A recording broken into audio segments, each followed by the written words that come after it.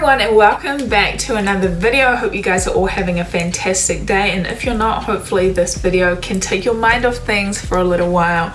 In today's video we're checking out the game that the NFL wants you to forget. The title's got me curious, guys. I'm like, wait, what game the NFL wants us to forget? What's the tea, hunty? What's the tea? So we're gonna get into the video today. Thank you guys so much for clicking into today's video. Leave a comment down below and let's get into the video.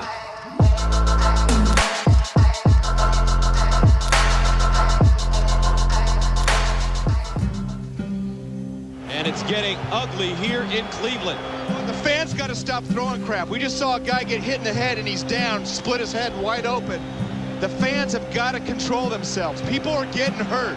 What? December 16th, 2001 marks a day that the NFL wants you to forget. It was a complete and utter catastrophe. A day where NFL officiating was a total disaster and showed how scary and disgraceful an angry mass of sports fans can be. But first, let me take you back a few years to really put this into context. I think I heard about this. Coming up next on SportsCenter, artwork. The Browns are indeed coming to Baltimore. The Browns make a run for Baltimore, leaving no joy behind in Cleveland. In 1995, Cleveland Browns owner Art Modell had become public enemy #1. After he decided to move the Browns to Baltimore after that season, to say that Browns fans were upset would be a massive understatement. The NFL was created in Canton, Ohio, which is now home to the Pro Football Hall of Fame. That's only an hour away from Cleveland. Taking away the Browns would be like if the MLB allowed the Yankees to be relocated. Fans begged and pleaded for the NFL to give their franchise back, and after 3 seasons without a football team, Cleveland got their wish. Only 1 season after they got them back, their former team had already won a Super Bowl. After their first 2 seasons ended in disappointing fashion, they had finally gained some momentum in 2001. Throughout the first 12 games, the Browns had fought to a respectable 6-6 record. Matched up at home versus the Jacksonville Jaguars, this was a must-win if the Browns wanted a shot at the playoffs. White lines up as the single setback. With a minute left, the Browns down by 5. They need to score a touchdown, but more importantly, they have to get a first down now. It's 4th and 2. If they don't convert here, it's the ball game. Looks backside underneath. It's caught. Morgan with the catch at the 10. And he did a tremendous job to hang on to the football. Gets the first down. Clock still running. Now just spike the ball. Don't even waste the play. Or maybe they're even calling a play. And he spikes it. And the clock stops with 48 seconds remaining. And I'm just wondering if that was going to be one of those fake spikes. Yeah, I thought he was going to do that. It looked like. Now here's the dilemma. Jaguars coach Tom Coughlin is begging for an intentional grounding, which was true. You can't fake a spike and then spike it. This should be a penalty and a loss of down. The announcers are in agreement. This looks like this will be the call on the field. Even though it'll hurt the Browns, they still have a chance to win the game. So this is what we've been told.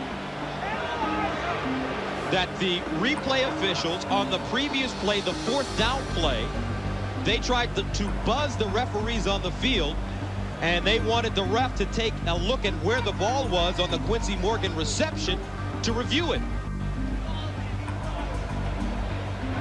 Replay buzzed prior to the snap. We'll be looking to see if the last pass was incomplete or complete. That's the 4th down reception by Quincy Morgan. Whoa, wait, that's not how replay works. Everybody knows that you are not allowed to replay something that happened 2 plays ago. That's one of the most basic rules of the entire replay system. Time was now going by. There was no words from the refs. No one knew what was going on. Players were confused, coaches were confused. The fans obviously had no idea what was going on, but worst of all, the refs didn't know either. Which I've never seen happen in this. After review, the pass is incomplete. First down, Jacksonville. So they say he was juggling the ball. And what Butch Davis is saying right now is we ran another play. And like I said, in the history of replay, Gus, once another play has been run, I have never seen them go back and say we're replaying another play. This left everyone on the Browns sideline pissed, but there was a much bigger problem that had begun taking place. God, I have Following the game, one of the side before. referees came out and said, quote, "It was scary to the extent that we didn't know if we were going to get hit by bottles or if the fans were going to charge the field." Eric Westmoreland, a member of the Jaguars team, was quoted saying, "They were throwing bottles from behind our bench, so we migrated towards the 50-yard line." With the mob mentality, this crowd of angry fans was capable of anything. One thing was for sure, those refs weren't getting off this field very easy. With no signs of this crowd slowing down, and the players, coaches, and refs just trying to stay as far away as possible, with time still left on the clock, out of desperation, this is what happened. Oh my gosh. And now they're going to call That the is the game. end of the game. Unbelievable. Now they call the game. Well, that was with the right 48 call. seconds to go. Yeah, you got to take. I think this has been just a fiasco by the referees today. The fans have got to control themselves. People are getting hurt. It's ridiculous. You're only hurting yourself by throwing stuff on the field. And the officials are pummeled as they head into the locker room, and Butch Davis is speechless. He doesn't know what to say or what to do. So now, here's the scenario. The refs, players, and coaches had all exited the field and were in their respective locker rooms, many of whom were scared of getting hurt, and at least now they could breathe a little. Oh wait, the league office just called. They're making the teams and the referees go back on the field and finish the game. It had been 20 minutes, and now they're being forced to go back out there and have the Jags take a knee to officially end it. A member of the Browns years later said, quote, "Guys were undressed. Butch had already talked to the team." The Jaguars player from earlier was also quoted saying, "This was a big uproar because the coaches were like, hey, they're still throwing bottles. We don't want the players to go back out there." The league didn't care, clearly. And here's another twist. Some fans believed that they all came back on the field because they were going to reverse the call. The head of Cleveland's protective services came out and said, when they restarted the game, "I think that some fans believed that the referees reversed the decision as far as the play with the receiver. The fans thought that was a football decision. This wasn't the case. Both teams gathered 11 random players to go back out there, just for this. This was a complete and utter embarrassment. From the referees, to the Browns fans in the stadium who threw beer bottles and other items, to the league office for forcing these players and refs to go back out there, and lastly, to the Browns owner Al Lerner and President Carmen Policy for making these comments." As I said, I'm not criticizing our fans at all. Why not? Because I don't think it's appropriate today. It wasn't pleasant. I wouldn't suggest anything like that, but it wasn't World War III. I don't see any terrible criticism that would be called for the fans. I think everybody controlled themselves, considering that they spent 60 minutes out in some pretty bad weather, getting bounced around pretty hard. Depending upon how it's depicted, biased, isn't it? People will understand no one got hurt. Something very weird happened, so fine. We didn't have the most stable people in the world sitting in the stands, and people reacted. Holy moly. But it wasn't World War III. The fans got to stop throwing crap. We just saw a guy get hit in the head and he's down, split his head wide open.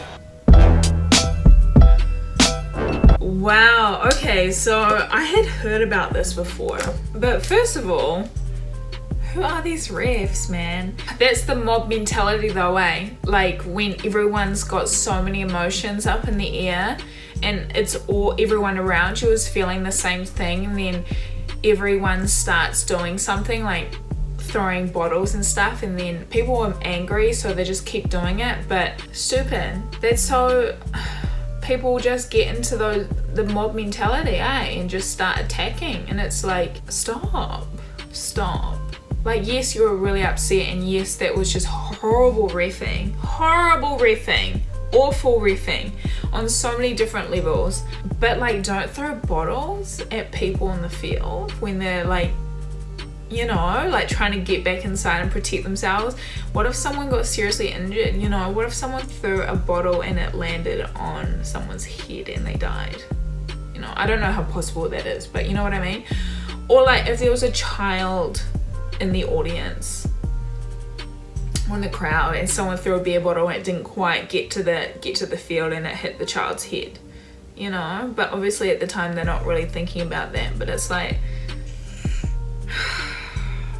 just not necessary. But again, I just can't defend the refs too. That was just horrible. That was horrible. It was the communication, wasn't it? But I think at that point, the ref who made the call to go, the ref who got on the phone with the dudes up the top telling him that they need to go review the pass before that, he should have just made that decision. I don't know actually how the refs work and who makes the executive decision, but I assume it's the one on the field. The one on the field should have made that decision to be like, you know what, like the play's already been done. It's too late to go back to it now. We've already done another play after that one. It's just done now and it is what it is. But to go back after a play has already been done after that, you know, because with that logic, you could be scouring through the whole game looking for something that, you know, in the first quarter, you know, seeing maybe someone didn't catch the ball right or something like that, you know, and they could just be like, oh yeah, you know what, we're gonna just cancel this whole game and we're gonna go all the way back to the first quarter. No, I think the ref on the field is at fault here. He should have made that decision to decline to go look at the pass before. But again, I don't know how that works, so I can't really judge from the outside because I don't know, you know, the hierarchy of refs and who makes the decision. But someone's at fault here. They should have known not to call that play. It's too late. They should, if they wanted to do it, they should have done it already. But to be fair though, they did start the next play quite quickly, eh? That is true. They played it real quickly. There wasn't a gap. It's a tricky one. I don't know. Let me know what you guys think. I think it's definitely the fault of the refs here.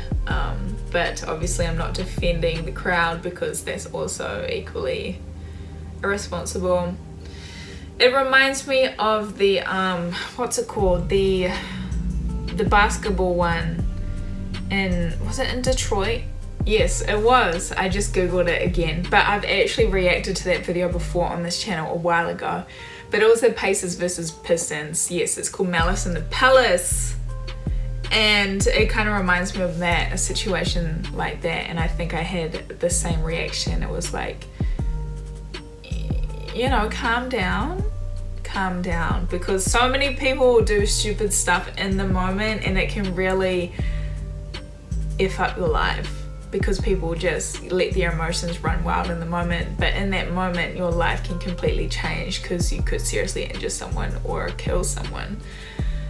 But obviously people don't think about it at the time. I think it's kind of human nature and they just let their human instincts take over. But it's like, girl, let's bring it back. Let's be logical about this and be responsible. But let me know what you guys think about that video. I had heard a lot about that situation before, but I never knew the kind of the backstory behind it. But yeah, let me know what you guys think. Thank you guys so much for watching today's video. I really hope you enjoy the rest of your day and I will see you all in my next video. Bye guys.